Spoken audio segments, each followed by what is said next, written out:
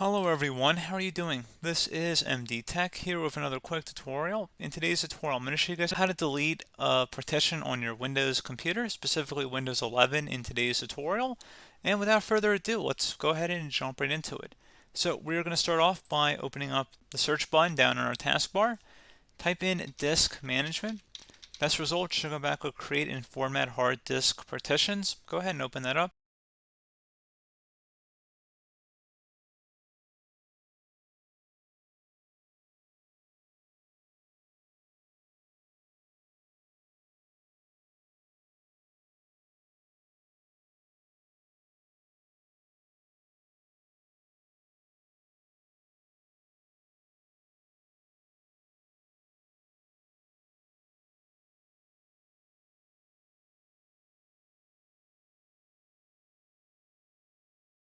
And now you want to right click on whatever drive or partition you want to remove and select where it says delete volume. Deleting the volume will erase all data on it. Back up any data you want to keep before deleting. Do you want to continue? Select yes. And then at this point, if you want to extend another volume, you can. But the purpose of this video was just deleting that one volume, which we just accomplished.